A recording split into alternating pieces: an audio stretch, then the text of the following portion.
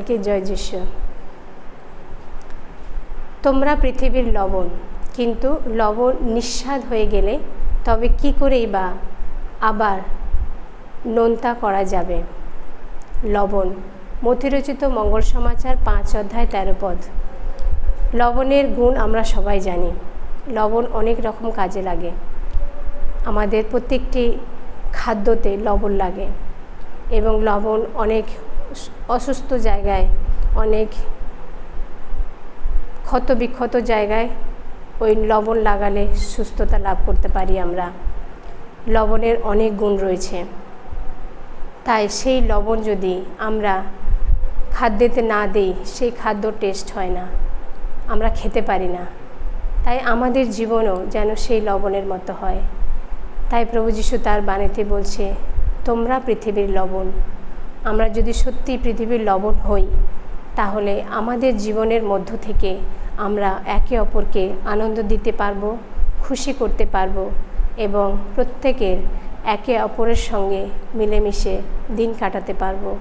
কারণ লবণের যা গুণ আছে, আমাদের মধ্যে যদি সেই গুণ একটু কাজে লাগাতে পারি, ঈশ্বরের বাণীর মাধ্যমে তাকে বিশ্বাস করে, ভরসা করে, তারই দেখানো পথে চলে আমরা যদি আমাদের জীবনকে লবণের মতোই তৈরি করতে পারি, তাহলে নিশ্চয়ই আমরা একে অপরের পাশে থাকতে পারবো। প্রভু যিশু যেমন তার নিজের জীবন আমাদের জন্য দিয়েছেন, আমরাও তেমন একে অপরের জন্য যেন এগিয়ে যাই, হাতে হাত রেখে কাজ করি, একে অপরকে ভালোবাসতে পারি এবং লবণের মতো কাজ করতে পারি। তা না হলে সেই লবণের লবণতা যদি না থাকে, সেই লবণ একদিন আমরা মাটিতে ফেলে তাকে পায়ের উপরে মারিয়ে চলে যাব। তাহলে আমাদের জীবনেও সেই লবণের মতো হবে যদি আমরা লবণের মতো কাজ না করি।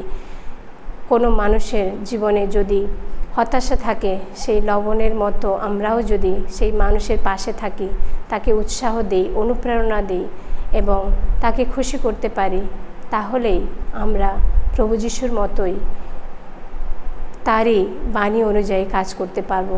কারণ লবণ একটা সুস্বাদু দেয় প্রত্যেক খাবারে।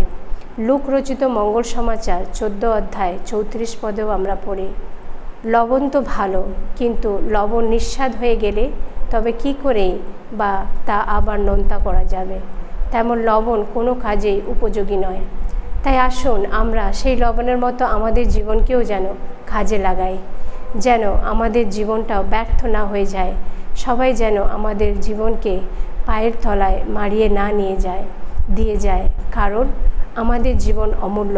প্রভু যীশু খ্রিস্ট নিজেই তার ইচ্ছা অনুযায়ী আমাদের এই পৃথিবীতে এনেছে, যাতে আমরা তারই সঙ্গে থাকতে পারি, তাকে ভালোবাসতে পারি এবং তার বাণীর মধ্য থেকে আমরা একে অপরকে ভালোবেসে প্রভু যিশুর কাছে নিয়ে আসতে পারি। তাহলেই তো আমাদের জীবনও সেই লবণের মতো হতে পারবে। তাই আসুন আমরা চেষ্টা করি প্রভু যিশুর বাণীতে বিশ্বাস করে, তাকে ভালোবেসে, বাণী পড়ে এবং আমাদের জীবনকেও যেন সেই সুস্বাদু লবণের মতো করতে পারে, যে লবণ প্রত্যেক খাদ্যে দিলে সেই খাদ্য টেস্ট হয়। আমরাও যেন যখন যেখানে যাই, যা কাজ করি না কেন, যার সঙ্গে মেলামেশা করি না কেন, সবাইকে ভালোবেসে আনন্দ সহকারে আনন্দ দিতে পারি এবং তাদের কাছ থেকেও ভালোবাসা দিতে এবং নিতে পারি। সকলকে জয় যিশু।